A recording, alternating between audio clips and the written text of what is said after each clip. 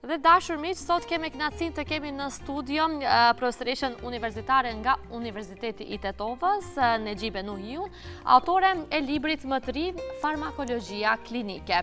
Ky botim i parë në gjuhën shqipe që trajton farmakologjinë klinike në mënyrë kaq të thelluar, ofron një urë të domosdoshme mes kërkimit farmaceutik modern dhe praktikës klinike të përditshme.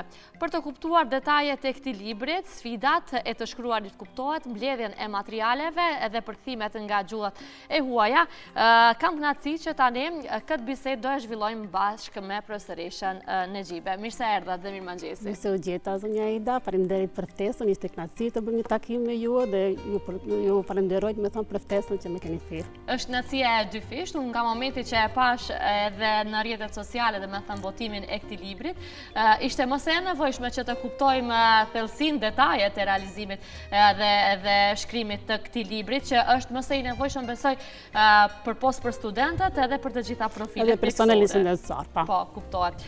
Profesorisht, atëherë, çfarë ju frymëzoi konkretisht të përpiloni farmakologjinë klinike, një studim që nuk e kemi pasur në gjuhën shqipe deri tani nuk ka qenë. Ajo që më tepër më frymëzoi ishte që në kohën kur isha në specializimin e lëndëmimit farmaci klinike, sepse unë kam mbaruar edhe specializimin në lëndëmimin e farmacisë klinike. Në atë kohë më lindi frymëzimi sepse e pëlqesha shumë, domethënë si profesion, sepse kur fokusohemi në pjesën klinike, atëherë ne e ndjejmë vetëm domethënë si një personal i kompletuar në aspektin profesional.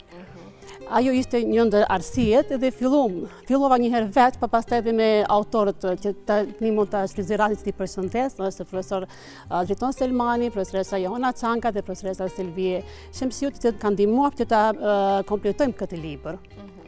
Ajo që më tepër, do të thonë, duke pa desha që ta pjesën që ta strukturojmë më shumë, ta strukturojmë po pjesën që ta integrojmë pjesën teorike në atë pjesën klinike. Edhe tjetra ishte në bazë të përvojës klinike, do të thonë që kam pas në akademike deri më tani, kam vërejtë se ekzistojnë disa bëshllëqe në personelin mjekësor dhe në mjekët të ri dhe në studentët, ku duhet që ta lidhin, domethënë, farmakologjinë klinike, farmakologjinë bazë në farmakologjinë klinike. Ata çfarë ka? Tek farmakologjia bazë ne mësojmë barnat dhe mekanizmet e veprimit, grupet e barnave. Tani ato kur duhet të zbajtojmë në klinik, kjo pjesë ishte pak më e vështirë dhe pikërisht për këtë arsye do isha që ta bëj një urë lidhëse ku personeli shëndetësor, mjekët, studentët, do të mundet që ta bëjnë të lidhin njohuritë e mekanizmave të veprimit të barnave, po edhe të kenë një vendimmarrje, domethënë, në zgjedhjen e rasteve në trajtimin farmakologjik të pacientit edhe në individualizimin e terapisë. Që është shumë me rëndësi individualizimi i terapisë, për shkak se ne duhet të japim një terapi te pacienti ku ajo do të ketë më tepër efekt terapeutik edhe shumë më pak efekte anësore. Edhe tjetra pjesë është që në stimuloj, domethënë, që ta bëj këtë libër, ka qenë edhe kërkesa e studentëve, që tani shfrytëzoj rastin dhe t'i përshëndes, nëse na ndjekni, përshëndes për zemërsi, se kam një grup të mirë që janë ambiciozë dhe punojnë shumë. Ato vazhdimisht kërkojnë një literaturë bazë, do të përqendrohen ku do të fokusohen për provimin në lëndën farmakologji klinike. Kjo ishte arsia. Tjetër, ka shumë arsye, ishin rritja e efekteve anësore, rritja e interaksioneve të barnave, rritja e rezistencës ndaj antibiotikëve, gjitha këto domethënë kërkojnë një përdorim racional të barnave. Tash ky libër mundson atë përdorimin racional të barnave, sepse te secili kapitull i kemi edhe smundjet edhe trajtimin farmakoterapeutik të smundjeve. Që shumë shpesh ndodh edhe ne si individ të bëjmë gabime, ndoshta kur marrim edhe barnat, ndonjëherë shumë shpesh ndodh edhe pa konsultin e mjekut që të marrim. Ajo është shumë gabim, sepse ndonjëherë ne mendojmë kur marrim edhe suplemente ose vitamina kur marrim, mendojmë se ato ne duhet t'i marrim sepse i përdorim si preventiv. Edhe nuk bëjnë keq, po.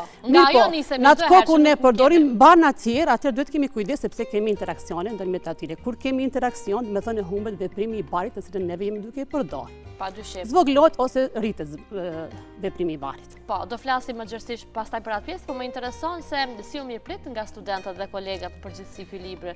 Cili ishte ai feedbacku që more? Po, në fillim kishim feedback mjaft inkurajues, kam prit me energji shumë pozitive, bile kam disa komente nga studentët, të cilët e kam pëlqyer shumë, me thënë atë ndërlidhjen e farmakologjisë bazë me farmakologjinë klinike, edhe më tepër e cila u ka pëlqyer ka qenë pjesa e rasteve klinike. Sepse kur të zgjedhësh një rast klinik, nuk të duhet vetëm një sistem i barnave, një grup i barnave, dhe me thonë, duhet të dihen gjitha sistemet. Sepse në rastet klinike janë formuluar në atë mënyrë. Kurse për një pacient nuk vjen vetëm me një smundje, pa e vinë me smundje shoqëruese, komorbiditete që i themi. Tash kur vinë me smundje shoqëruese, ti duhet ditë me thonë gjithë llojet e terapisë që është duke i përdorur ndër veprimet që ne të japëm një diagnostifikim më të saktë, edhe trajtim më të saktë. Po, edhe pse ne në për fletushkat e barnave që i marim në barnatore, shkruan po shkurtimisht, por që në këtu janë në formë të zgjeruar, apo jo, dhe pse duhet të përdorur. Janë këtë detajuara, me thonë se cila pjesë, se cili barn ka efektin, smundja, janë barnat, janë efektet anësore, interakcione, gjitha janë aty. Që do të thotë se është i nevojshëm për të lexuar nga çdo individ dhe jo vetëm për studentët. Jo vetëm për studentët, jo. Për studentët bilon shumë voluminos, ndonjëherë të shiqojnë, pastaj kur e pan përmbajtjen studentët, jo profesorët që ka shumë mirë. Por që janë të përfshira të gjitha, prandaj edhe është kaq voluminos. Profesorish, cili mendoni se është elementi që e bën këtë botim të pazaventueshëm krahasuar me literaturën ekzistuese shqip, nga që ju keni marrë të dhëna dhe studime edhe nga gjuhët e huaja dhe i keni përkthyer. Me literaturën tjetër, që është në gjuhën shqipe, në këtë formë të njëjtë nuk ka libër, dhe me thonë që ku është ndërlidhur edhe farmakologjia bazë, edhe farmakologjia klinike, po edhe rastet klinike. Janë pa raste, ose janë në një formë tjetër. Ajo që e bën, me thonë, më të veçantë, është pjesa, dhe me thonë, për secilin kapitull, ne kemi bën pikat kyçe. Me thonë, studentët çdo herë kur fokusohen të lexojnë, me thonë kërkojnë diçka cila është më e kryesore, çfarë duhet ku të fokusohemi ne. Edhe tash te secili kapitull ne kemi pykat kyçe ku duhet fokusohen ato, sepse një kapitull është me të vërtetë është i gjerë, edhe tash ku duhet të fokusohen.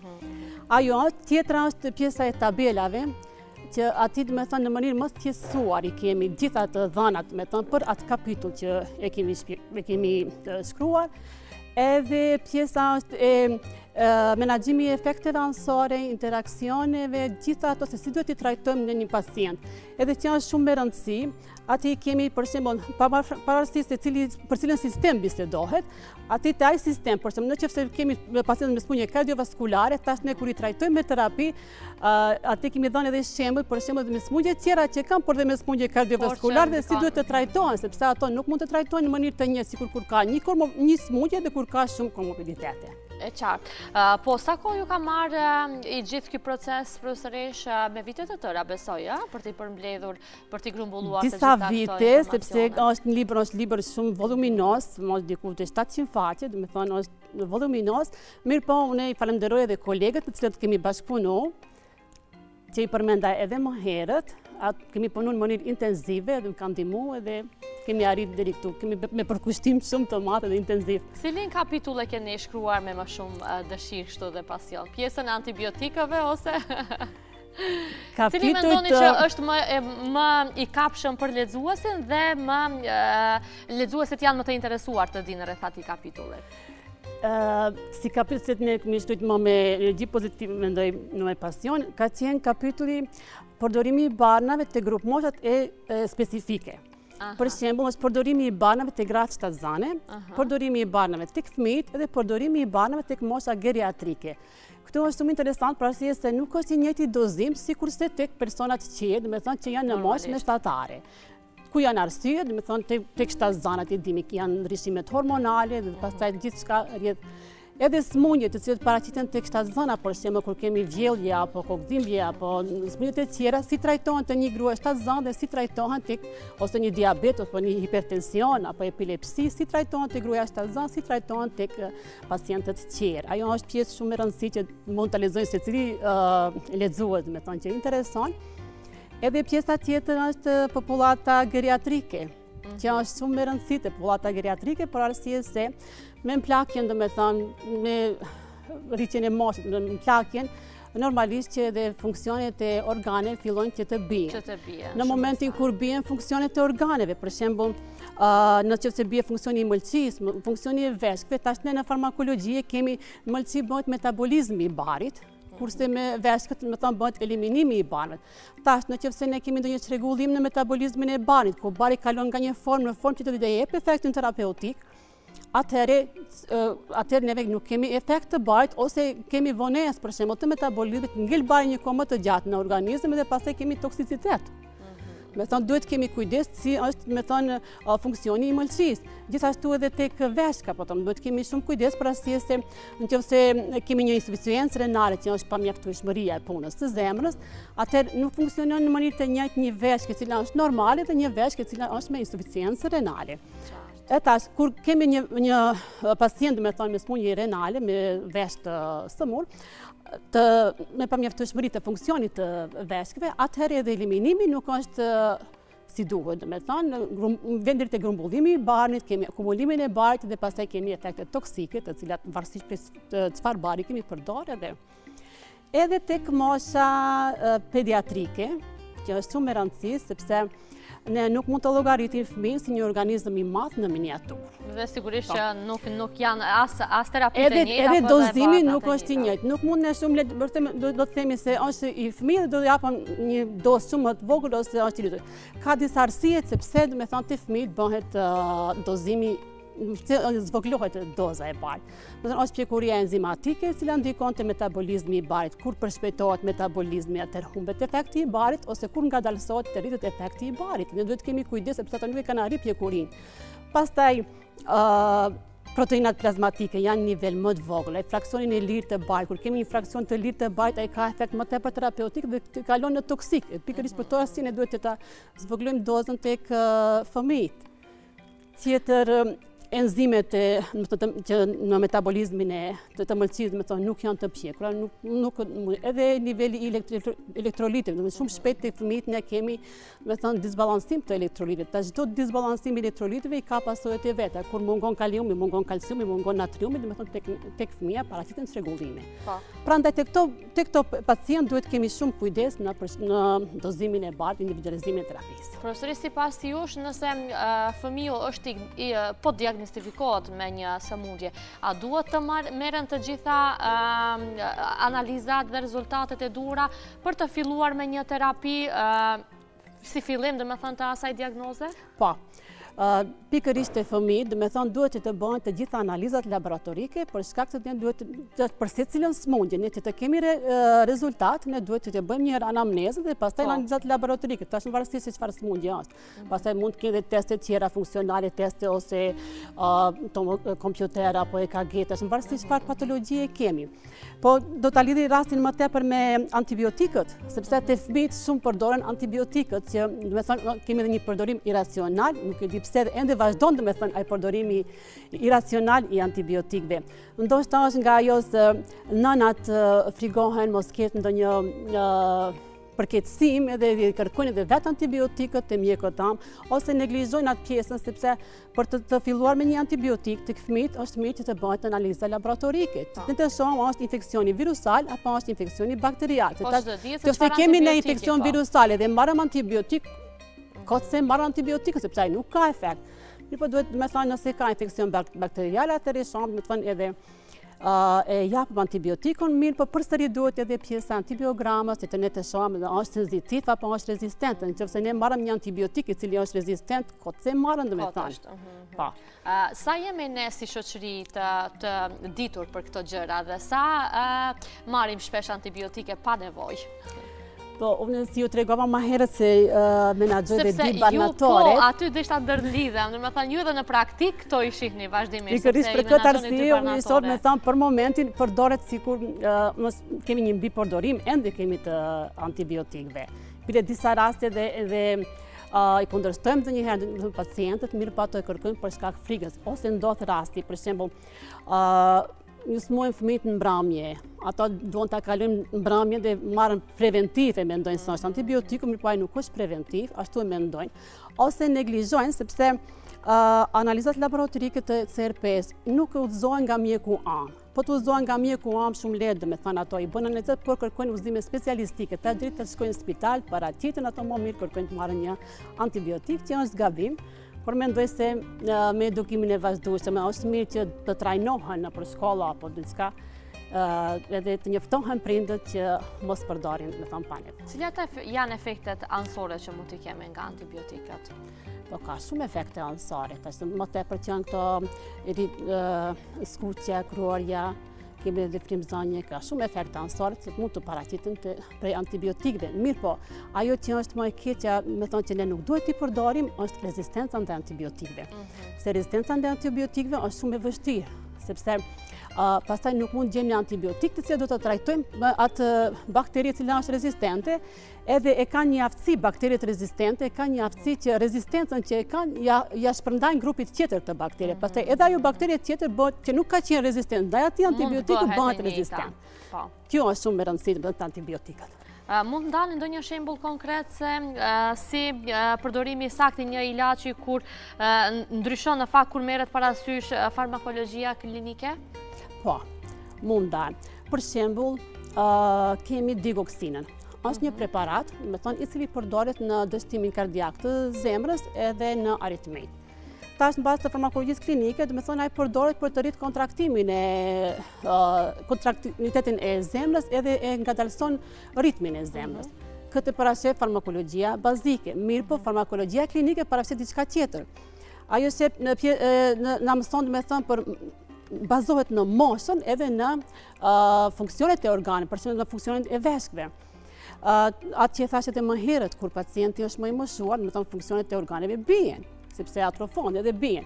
E tash të veshkët, kur bie funksionin, ne duhet kemi kujdes, tash këtë që e lidh farmakologjia klinike, ne duhet kemi kujdes, sepse dozimi tash, po që se ne japëm dozim të digoksinës, në mënyrë, sikur se që japëm tek farmakologjia, bazike, atëherë ne do të kemi efekte anësore, do të kemi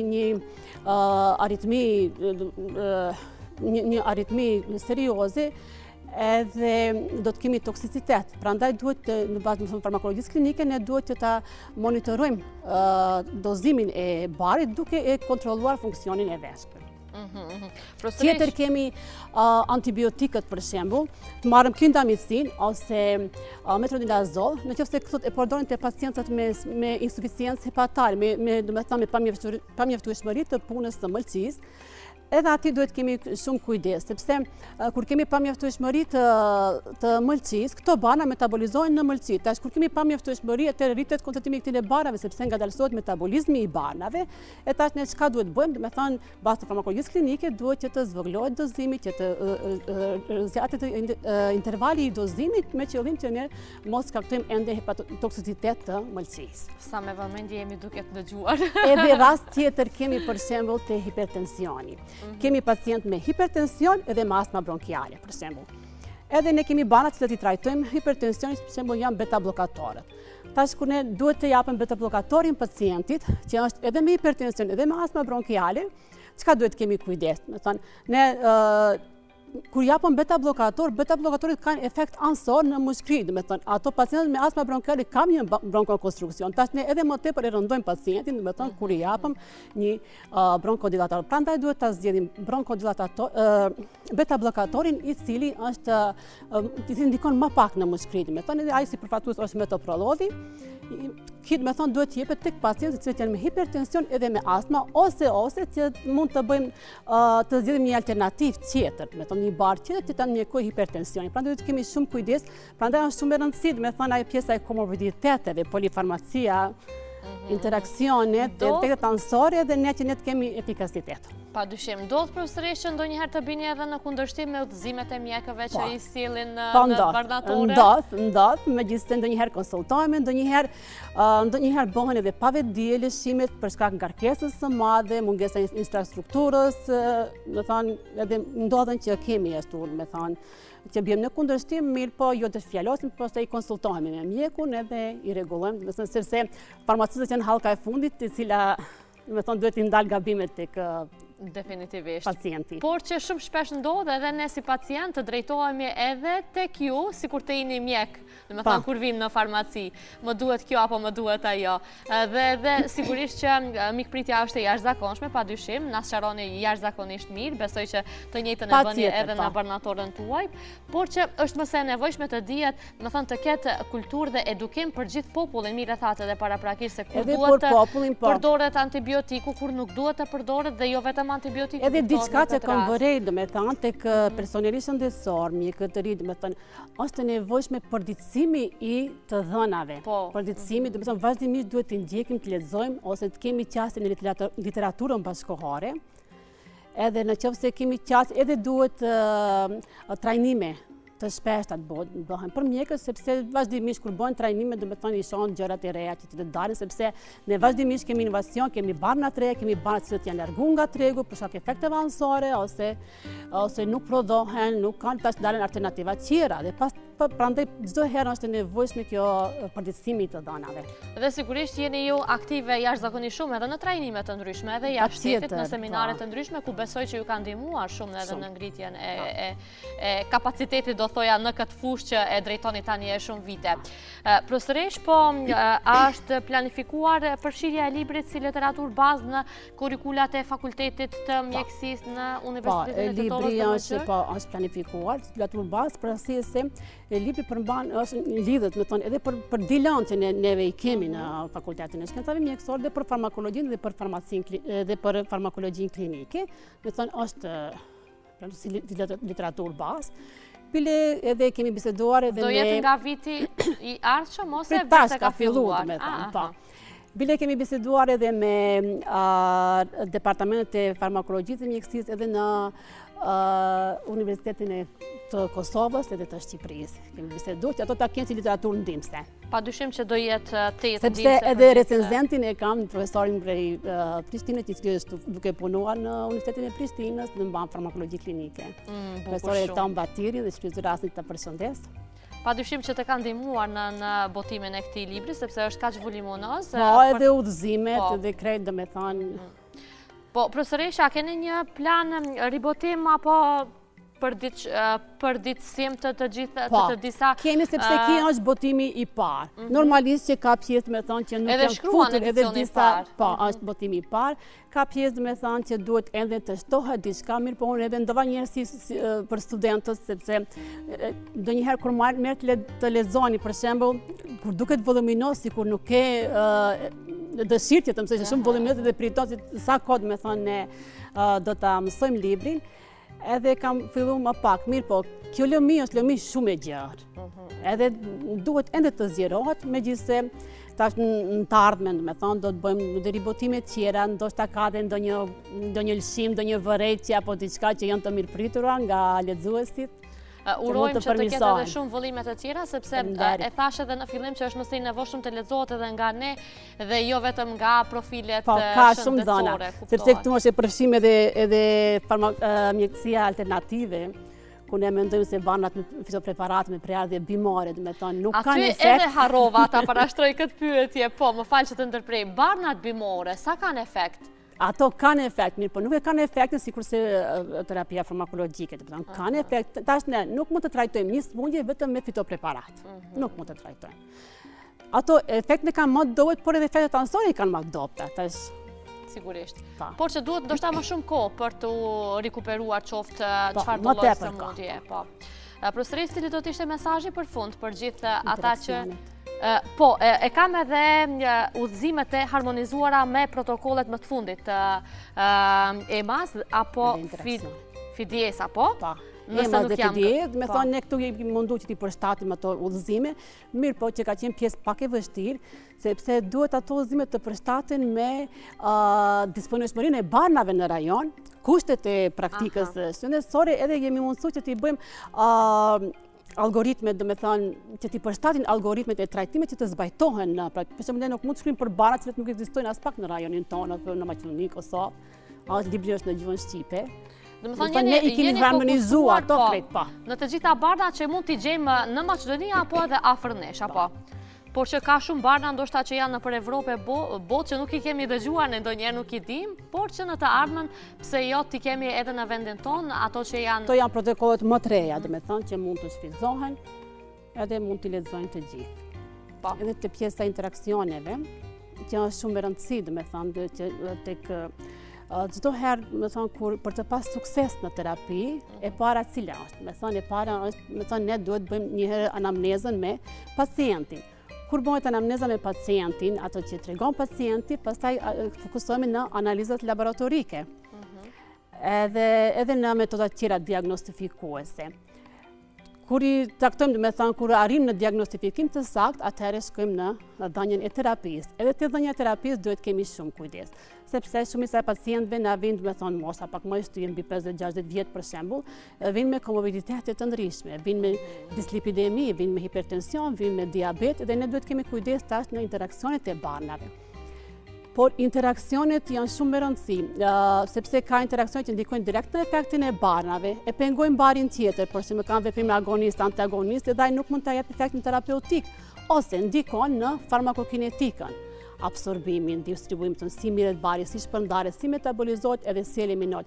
Cila do pjesë e këtij procesi të pengohet, me thonë pengohet edhe efekti i barit. Prandaj janë shumë me rëndësi. Gjithashtu është me rëndësi edhe pirja alkoolit, duhanit, te pacientët domethënë kur japëm terapi, për arsye se duhani, alkooli e shpejton metabolizmin e barit, kur i shpejton edhe humb edhe efektin e barit. Sidomos edhe kur përdoren antibiotikët apo? Edhe antibiotikët dhe gjithë barnat tjerë. Tash për t'ju hiq këtij në interaksioneve, për shembull çka duhet bëjmë ne?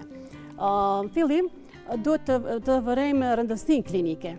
Rëndësia klinike çka do të thotë? Kur një pacient vjen me shumë simptome, me shumë dhimbje, ne nuk mund t'i shohim të gjitha, domethënë do shkojmë cila dhimbje është më e padurueshme, për shembull në ato do fokusohemi. Edhe do bëjmë monitorimin terapeutik të barit, që do t'i japim, do të zvoglojmë dozat, do t'i largojmë intervalet e dozimit, ose domethënë do të kemi një periudhë 2 deri 3 orë nga një barë në tjetër, që kanë interaksion njëri me tjetrin, që ne të marrim që bari të ketë efikasitet, sepse barnat kur merren një të kohë e humbin efektin e barit tjetër ose e rritin efektin e barit tjetër. Mirë, po ka raste. Prandaj duhet ketë edhe kohë një diferencë kohore kur merren ato barnat, po. Edhe ka raste kur kombinimi i këtyre barnave bëhet me qëllim. Tash në kohën e fundit trajtimi i dislipidemive, për shembull hipertensionit, bëhet me kombinime të, domethënë, 2-3 substanca gjenerike janë në një formulim farmaceutike. Çka do të thotë? Domethënë, ato janë kombinuar me qëllim sepse njëra me tjetrën kur bashkohen kanë efekt sinergjizëm, domethënë e rritin efektin e secilit të dy barnave. Mirë, po efektet anësore në atë rast zvogëlohen. Prandaj janë këto formulimet farmaceutike tash që janë 2-3 substanca gjenerike në një tabletë. Mendoj që edhe në vëllimet e tjera ka shumë gjëra për të folur, sepse mire thatë është kaq fushë gjërë që nuk mund t'i përmbledh të gjitha në këtë libër, por si fillim, unë mendoj që keni korrur shumë sukses që e keni botuar këtë libër, sepse ka qenë mëse i nevojshëm për gjithë për ta lexuar. Unë me zipres që t'i lexoj disa vëllime që më interesojnë, zakonisht ne prindërit për fëmijët fillimisht interesohemi dhe i kemi ato dilemat se ku duhet të përdoret ky ilaç ose ku nuk duhet të përdoret, janë të gjitha besoj të shkruara. Po ku mund të gjejnë këtë libër për gjitha ata që nuk janë të kësaj lëmia dhe që duan ta kenë në shtëpi? Për momentin është në Tetov tek libraria Mjekësia. Fotokopia Mjekësia, që është, me gjithse me kanë kërkuar dhe libraritë tjera, po është shumë shpejt edhe do e shpërndam edhe në libraritë tjera. Sepse sa po është botuar dhe ne me njëherë të kontaktuam. Shumë shpejt. Profesoresh, shumë faleminderit, ishte shumë kënaqësi që t'i ndajmë këtë minuta së bashku. Edhe për mua ishte shumë kënaqësi, do të thonë që isha me ju në takimin News Health si ju. Shumë faleminderit. Shumë kënaqësi në vëllimet e tjera, padyshim. Suksese. Të dashur miq, ne këtu po e përmbyllim këtë bisedë kaq informuese me profesoreshën Nexhibe Nuhiu, me të cilën folëm për botimin e saj të fundit farmakologjia klinike, ku mësuam shumë gjëra që nuk i kemi ditur ndonjëherë, por më së miri është ta kemi librin në duar dhe të informohemi për detajet që na interesojnë çdo herë rreth farmakologjisë klinike.